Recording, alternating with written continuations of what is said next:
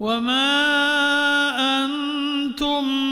بمعجزين في الأرض وما لكم من دون الله من ولي ولا نصير. بسم الله الرحمن الرحيم. الحمد لله رب العالمين والصلاة والسلام على سيد المرسلين وعلى آله وصحبه أجمعين. ناظرین کرام، قرآن کریم کے حوالے سے ایک اور بات ہم یہاں پہ پیش کرنا چاہتے ہیں، اور وہ ہے کہ قرآن کریم کو کس طرح تمام قوموں تک پہنچایا گیا، اور وہ ترجمے کے ذریعے سے. اور وہ اسی لیے کہ قرآن کریم تو عربی زبان میں نازل ہوا. نبی کریم صلی اللہ علیہ وسلم جو کہ خود عربی تھے، قریشی تھے، اور پھر اس وقت کے جو مخاطب لوگ تھے، جتنے بھی عرب تھے، وہ سب عربی سمجھنے والے تھے. تو براہ راست عربی زبان میں قرآن کو سمجھتے تھے. قرآن کریم کو پوری طرح ان کو سمجھ میں آتا تھا، اور کسی قسم کی کوئی دقت نہیں ہوتی تھی. اور یہ بھی ضروری نہیں ہے کہ سب کچھ آتا ہو، لیکن بہرحال وہ عربی زبان تھی، ان کی اپنی زبان تھی، تو اسی لیے کوئی ایسی دقت پریشانی نہیں ہوتی تھی. اور جب کوئی ایسا کوئی لفظ آ بھی جاتا تو پوچھ لیتے تھے. نبی کریم صلی اللہ علیہ وسلم کے پاس جاتے اور آپ سے پوچھتے کہ اس کا مطلب کیا ہے، آپ بتا دیتے. تو اس طرح یہ سلسلہ چلتا رہا. لیکن جب فتوحات بڑھتی چلی گئیں، حضرت عمر کے زمانے میں، حضرت عثمان رضی اللہ تعالیٰ عنہ کے زمانے میں، اور اس کے بعد علی کے زمانے میں، اور یہ اسلامی سلطنت پھیلتی چلی گئی، تو اس میں جہاں عرب تھے وہاں عجم بھی آ گئے. اب ان کے لیے ضروری تھا کہ قرآن کریم کو ان کی زبانوں میں منتقل کیا جائے. تو پہلے تو یہ بھی ہوا ہے کہ ان لوگوں نے عربی زبان سیکھی، اور عربی زبان سیکھنے کے بعد پھر قرآن کو سمجھنے میں کوئی دقت نہیں رہی، کوئی مشکل نہیں رہی، اور وہ قرآن کریم کو آسانی سے سمجھ لیتے تھے. لیکن یہ جب سلسلہ بڑھتا چلا گیا تو پھر ضرورت محسوس ہوئی کہ قرآن کریم کی ان آیات کو، ان کے مفاہیم کو دوسری زبانوں میں منتقل کیا جائے. تو اس طرح پھر یہ سلسلہ شروع ہوا، اور آج ہم دیکھتے ہیں کہ دنیا کی اکثر زبانوں میں، جو سینکڑوں زبانیں ہیں، ان زبانوں میں قرآن کریم کا ترجمہ ہو چکا ہے. تو اللہ تعالیٰ کے نیک بندے ہیں جنہوں نے یہ محنتیں کی ہیں، کوششیں کی ہیں، اور انہوں نے قرآن کریم کو اس طرح، یا اس کے مفاہیم کو، اس کے مطالب کو، اس کے معانی کو دوسری زبانوں میں منتقل کر دیا ہے. تو یہی دیکھنا ہے کہ یہ ترجمہ کیا ہے اور کس طرح ہوتا ہے، اور اس کے لیے کیا شرائط ہیں، کیا احکام ہیں، کیا پابندیاں ہیں، یہ ہم دیکھیں گے آج ہی کے اس پروگرام میں. تو ترجمہ دو طرح کا ہوتا ہے. ایک تو وہ ہے حرف بحرف ترجمہ، اور دوسرا ہے بامحاورہ ترجمہ. تو دونوں الگ الگ ہیں. تو حرف بحرف ترجمہ تو جیسے ہم کہیں کہ الحمدللہ رب العالمین، تو الحمد کے لیے ہم کہیں کہ تمام تعریفیں للہ، اللہ کے لیے، رب العالمین، تمام جہانوں کے رب جو ہے. تو اس طرح ہر حرف کا ہم نے الگ الگ جملہ ادا کیا، اور اس کو اس طرح ترجمہ کر دیا. تو یہ تو جیسے میں نے عرض کیا کہ حرفی ترجمہ ہے. لیکن اس میں جملہ جو ہے وہ اس طرح بامحاورہ نہیں ہوتا، یا اس کو تسلسل کے ساتھ ہم نہیں کہتے. اگر ہم یہ کہیں کہ تمام تعریفیں اللہ رب العالمین کے لیے ہیں، تو وہ ایک مسلسل جملہ ہوگا. تو یہ تو ہم بامحاورہ کہہ سکتے ہیں کہ اس طرح ہم نے بیان کیا ہے. تو لہذا جو حرفی ترجمہ ہے اس سے مراد یہی ہے کہ جس میں اصل جو عبارت ہے، اصل جو آیت ہے، اس کو اس کے نظم، اس کی ترتیب کے مطابق اس کے جو مترادف کلمات ہیں دوسری کسی زبان میں، اس میں منتقل کیا جائے. جیسے میں نے ابھی اردو میں آپ کو اس کی مثال دی، تو وہ ہم اسی طرح دوسری زبانوں میں یہی کیا جاتا ہے کہ وہ ان کو جو اس کے مترادف الفاظ ہیں اس زبان کے، ان میں ان کو منتقل کر دیا جاتا ہے. تو یہ تو وہ حرفی ترجمہ ہے. دوسرا جو بامحاورہ ترجمہ ہے، اس میں یہ ہوتا ہے کہ اس میں قرآن کریم کی جو الفاظ ہیں، ان کے جو مفہوم ہیں، ان کے جو مطالب ہیں، وہ ہم اس طرح بیان کرتے ہیں کہ وہ ایک تسلسل کے ساتھ وہ ترجمہ یا اس کے جو مفہوم ہے وہ سامنے آ جائے، تو اس کو ہم ترجمہ نہیں کہہ سکتے بلکہ اس کو ترجمانی کہیں تو وہ زیادہ بہتر ہوگا، اس لیے کہ وہ قرآن کریم کے ان مفاہیم کا ترجمہ ہے، اور یہی ممکن ہے۔ باقی جو ہر بہر ترجمہ اور بعینہ ہی اسی طرح ہو جانا یہ ناممکن بات ہے کہ ہم قرآن کریم کو دوسری کسی بھی زبان میں کہیں کہ یہ قرآن ہے، تو وہ قرآن نہیں ہے۔ قرآن تو وہی ہے جو اللہ تعالیٰ نے عربی زبان میں کلام فرمایا ہے، وہی قرآن کریم ہے، باقی جو ہے وہ تو اس کی ترجمانی ہے یا اس کے جو معانی ہیں، مفاہیم ہیں، ان کو منتقل کیا گیا ہے کسی دوسری زبان میں، اس لحاظ سے پھر وہ کیا جاتا ہے۔ تو لہذا ان دونوں میں فرق ہے، ایک تو جیسے میں نے عرض کیا کہ حرف بحرف ترجمہ ہے، اور ایک وہ ہے جو کہ بامحاورہ ترجمہ ہے، ان دونوں میں ایک فرق ہے۔ اب اس میں ترجمے میں تو یہی دیکھا جاتا ہے کہ جو بھی قرآن کریم کے الفاظ ہیں ان کو ہم اپنے ترجمے میں اپنی زبان میں واضح کریں۔ تفسیر میں یہ لازمی نہیں ہوتا، جو بامحاورہ ہے یا تفسیری ترجمہ ہے اس میں یہ چیز نہیں ہوتی، اس میں تو یہ ہے کہ ہم اس کی جو مفہوم ہے وہ ہم بیان کرتے ہیں کہ اب وہ قرآن کریم میں جیسے کہ یہ کہا گیا کہ یہودیوں نے یہ کہا کیا ہے اللہ تعالیٰ کے بارے میں، نعوذ باللہ انہوں نے یہ کہا کہ اللہ تعالیٰ کے ہاتھ بندھے ہوئے ہیں، تو ید اللہ مغلولہ، تو ایک تو اس کا وہ ترجمہ ہوگا جو حرفی ترجمہ ہے کہ اللہ تعالیٰ کے ہاتھ بندھے ہوئے ہیں، تو یہ تو وہ حرفی ترجمہ ہے اور اس کا مفہوم یا مترادف سے بتا دیا گیا ہے۔ اس کا تفسیری ترجمہ یہ ہوگا یا بامحاورہ ترجمہ ہوگا کہ ان یہودیوں نے یہ کہا کہ نعوذ باللہ اللہ تعالیٰ بخیل ہے اور اس کے ہاتھ بندھے ہوئے ہیں، تو ہم نے اضافہ کر کے اس کی بات یہ آیت کی وضاحت کر دی اور اس کا جو مفہوم تھا وہ بتا دیا۔ تو یہ ایک فرق ہوتا ہے کہ جس میں صرف الفاظ ہی کو نہیں دیکھا جاتا بلکہ اس کے مفہوم کو دیکھا جاتا ہے اور اس کو پھر بیان کیا جاتا ہے۔ تو لہذا مطلب یہی ہوا کہ ترجمے میں تو الفاظ کو منتقل کرنا ہے ایک زبان سے دوسری زبان میں، اور بامحاورہ میں اس کے مفہوم کو منتقل کرنا ہے اس عربی زبان سے اپنی کسی اور زبان میں۔ اور تیسری بات یہ ہے کہ اس میں جو اصل جو ترجمہ ہے اس میں تو آدمی ایک طرح سے مقید ہوتا ہے کہ جو بھی الفاظ ہیں میں ان کو منتقل کروں، لیکن جو بامحاورہ ہے اس میں وہ آزاد ہوتا ہے کہ اس کو اسی مفہوم کو ہی منتقل کرنا ہے اپنے الفاظ میں، اپنی زبان میں۔ اور ترجمے میں یہ بھی ہے کہ وہاں پہ وہ اضافہ نہیں کر سکتا کوئی بھی، جو بات ہے صرف وہی کہے گا کہ قرآن میں یہ آیا ہے اور قرآن کے الفاظ کا ترجمہ یہ ہے، وہ صرف بیان کرے گا۔ لیکن جو بامحاورہ ہے یا تفسیری ہے اس میں پھر وہ بات تفصیل سے آئے گی اور بتایا جائے گا کہ اس کا مفہوم یہ ہے، تاکہ یہ ہے کہ ہم سمجھ سکیں کہ قرآن کریم کی عنایت میں ہم سے کیا کہا جا رہا ہے، ہم سے کس قسم کی گفتگو کی جا رہی ہے، ہم سے کیا مطالبہ ہے اللہ تعالیٰ کا، وہ ہم پھر اس میں ہم سمجھ سکتے ہیں۔ تو اس طرح پھر ہم یہ فرق دیکھ سکتے ہیں جو کہ ان دونوں ترجموں میں ہے۔ اب اس کی شروط کیا ہیں کہ کن شرائط کے تحت ہی یہ ترجمہ ہونا چاہیے؟ اس میں پہلی بات یہ ہے کہ جو بھی اس طرح کے مترجم ہیں ان کو دونوں زبانیں اچھی طرح آنی چاہیے، عربی زبان بھی اس لیے کہ قرآن عربی زبان میں ہے، اور وہ زبان بھی جس میں وہ ترجمہ کر رہے ہیں۔ تو جب تک کہ وہ ان دونوں زبانوں کو پوری طرح مہارت سے نہ جانتے ہوں تو یہ ترجمہ نہیں کر سکتے،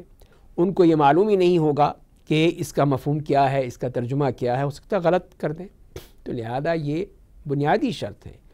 کہ ان دونوں زبانوں کو وہ اچھی طرح سمجھتے ہوں، اچھی طرح جانتے ہوں، مہارت رکھتے ہوں،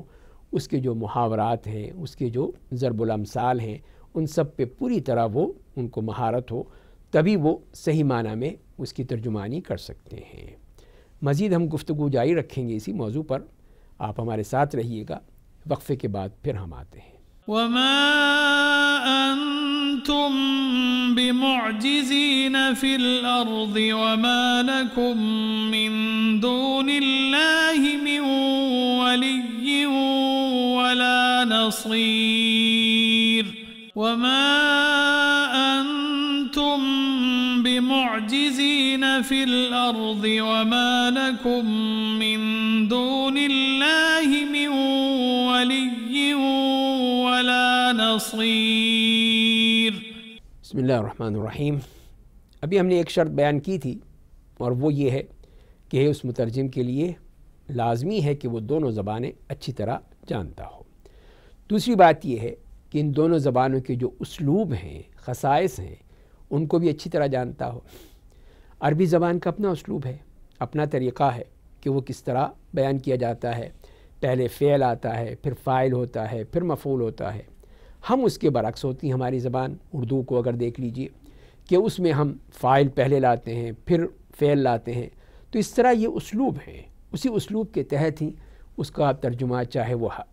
حرفن ہو، چاہے وہ بامحاورہ ہو، جس طرح بھی ہو، وہ اس اسلوب کے ساتھ کیا جائے، اس کے مطابق اس کو ملحوظ رکھا جائے تاکہ جو اس زبان کے پڑھنے والے ہیں وہ اس کو اچھی طرح سمجھ سکیں. اور تیسری بات یہ ہے کہ جو اصل اس کا مفہوم ہے، اس کے جو مقاصد ہیں، اس کے جو تقاضے ہیں، اس کا خیال رکھا جائے کہ کہیں وہ مفہوم بالکل ہی برعکس نہ ہونے پائے، بالکل پلٹ نہ جائے، بلکہ اصل مفہوم جو ہے وہ باقی رہے. وہ اپنی زبان میں اس کو بیان کریں لیکن اس طرح بیان کریں تاکہ وہ مفہوم ادا ہو سکے جو کہ قرآن کریم کا ہے، جو اس آیت میں ہے، اس صورت میں ہے. اور چوتھی بات یہ ہے کہ یہ ترجمہ جو کیا جایا ہے کہ اصل سے بالکل مستقل ہونا چاہیے اور اس طرح کہ وہ اس کا مفہوم پوری طرح ادا کر سکے. اس کی اصل یا فرع نہیں ہے، اس کی کوئی وہ شاخ یا اس کی کوئی وہ حصہ نہیں ہے، بلکہ ایک بات کہی جا رہی ہے لیکن وہ قرآن کریم سے اخذ کر کے، اس سے اخذ کر کے ایک مستقل طور پر ایک بات کہی جا رہی ہیں تاکہ وہ سننے والا سمجھ سکے. اگر وہی بات جو ہے آدھی اردو میں کہیں، آدھی عربی میں کہیں تو وہ بات نہیں سمجھ آئے گی پھر، اس لیے کہ عربی میں سمجھنا تو مشکل ہے، تبھی تو ہم ترجمہ کر رہے ہیں. تو ترجمے کو مستقل بالذات ہونا چاہیے کہ وہ انہی مفہوم کو اس زبان میں اس طرح مستقل طور پر ادا کریں تاکہ سننے والا اس کو صحیح طور پر سمجھ سکے. اب یہ دیکھیں گے کہ اس طرح کے ترجمے جو قرآن کریم کے معانی کا ترجمہ ہے اس کا حکم کیا ہے. تو جہاں تک کہ حرفی ترجمہ ہے تو جیسے عرض کیا کہ اس سے اصل مراد تو یہ ہے کہ جو قرآن کے الفاظ ہیں انہی کو دوسری زبان میں منتقل کیا جائے. تو اس میں تو کوئی شک کی بات نہیں ہے کہ یہ ممکن نہیں ہے کہ ہم قرآن کو بعین ہی اسی طرح اردو میں منتقل کر سکیں، اس لیے کہ وہ اللہ کا کلام ہے، اس کی اپنی اسلوب ہے، اپنی اس کی خصوصیات ہیں، اس کا اپنا ایک طریقہ ہے. تو وہ عربی زبان میں ہے. ہم تو صرف اپنی اردو زبان میں یا انگریزی میں یا کسی بھی زبان میں اس کے مطابق اس کو منتقل کرنے کی کوشش کرتے ہیں. تو یہ ہو نہیں سکتا کہ اس کو بالکل ہی وہ لفظ بلفظ یا بعین ہی منتقل ہو جائے، تو یہ ناممکن سی بات ہے. تو یہ تو صرف ایک انسانی ایک طاقت ہے اور اس کی ایک ہمت ہے کہ اس کے مطابق وہ کوشش کرتا ہے کہ قرآن کریم کی ان آیات کو اپنے الفاظ میں، اپنے اسلوب میں ڈھالنے کی کوشش کرے اور اس کے مطابق اس کو منتقل کرے. تو لہذا پھر اصل اجر و ثواب تو وہی ہے جو ہم قرآن کریم تلاوت کرتے ہیں عربی زبان میں،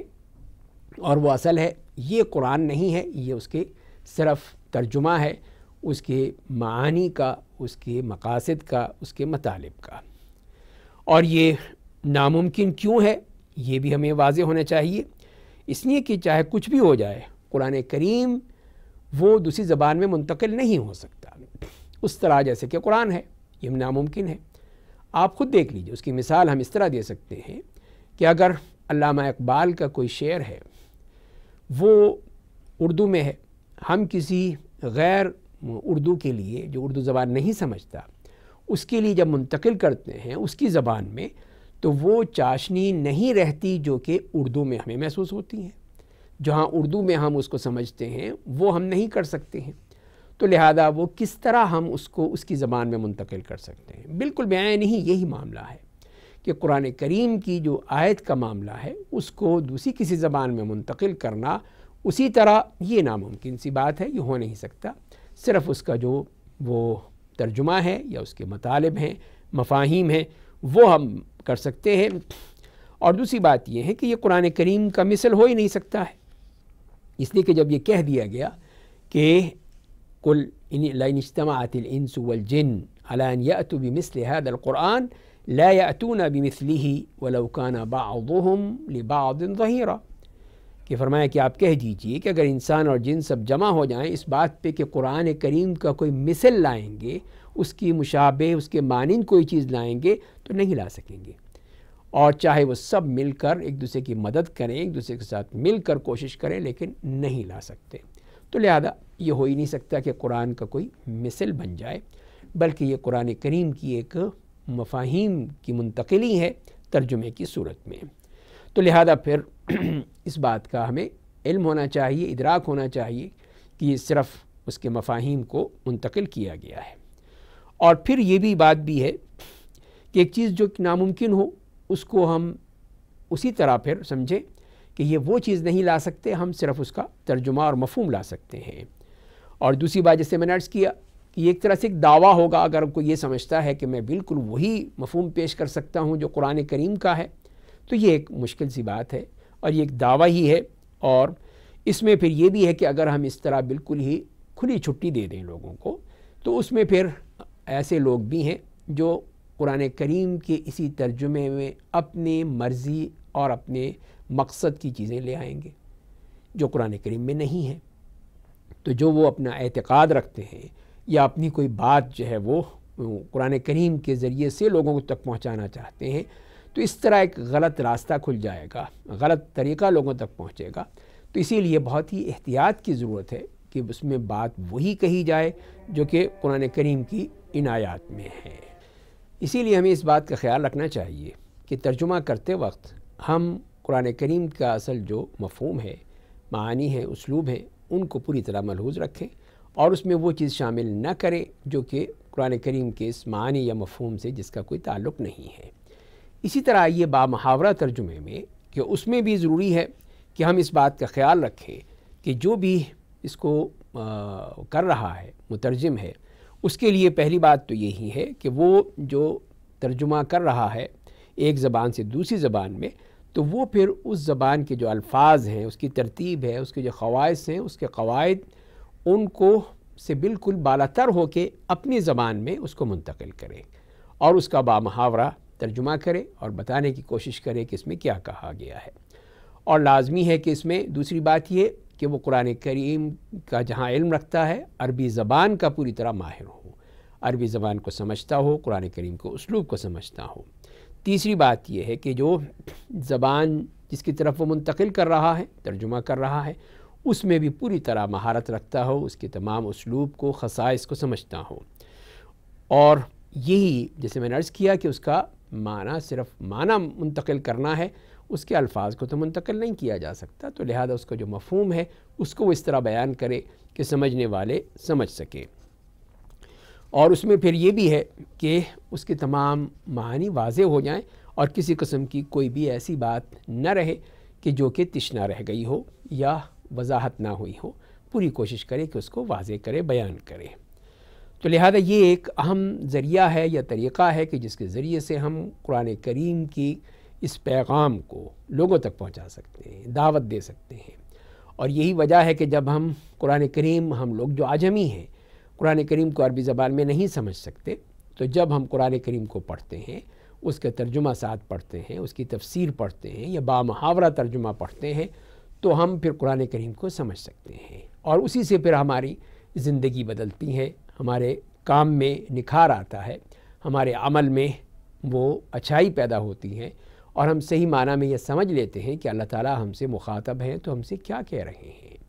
اور یہ کتاب تو اس لیے نہیں آئی کہ صرف ہم اسے چوم چاٹ کے رکھ دیں یا اس کے صرف تعویذ بناتے رہیں یا اس کو ہم گھول گھول کر پیتے رہیں یا اس کو صرف ایک برکت کی کتاب سمجھیں، بلکہ یہ وہ کتاب ہے جس میں اصل ہمیں عمل کی دعوت دی گئی ہے کہ ہم اس کو سمجھیں، غور و فکر کریں۔ تو یہی تدبر، یہی غور و فکر، یہ ہمارا اصل ہم سے مطلوب ہے کہ ہم مسلمان جن کے لیے اللہ تعالیٰ نے یہ کتاب نازل کی ہے، بلکہ تمام دنیا کے لیے، تمام انسانیت کے لیے نازل کی ہے، کہ وہ اگر اس میں فلاح چاہتے ہیں، کامیابی چاہتے ہیں، کامرانی چاہتے ہیں، تو اس کو سمجھ کے پڑھیں۔ اور یہی موقع ہے کہ رمضان کے اس مہینے میں آپ کوشش کیجئے جہاں آپ قرآن کریم سنتے ہیں وہاں پہ اس میں کچھ نہ کچھ حصہ جو ہے وہ سمجھ کر پڑھیں، غور فکر کر کے پڑھیں، اور یہ دیکھیں کہ اللہ تعالیٰ مجھ سے کیا خطاب کر رہے ہیں۔ اللہ تعالیٰ ہمیں صحیح معنی میں قرآن کریم کو اس طرح سمجھ کر پڑھنے کی توفیق عطا فرمائے، غور فکر کرنے کی توفیق عطا فرمائے، اور اس پر عمل کرنے کی توفیق عطا فرمائے۔ وآخر دعوانا ان الحمد للہ رب العالمین۔ وما أنتم بمعجزين في الأرض وما لكم من دون الله من ولي ولا نصير۔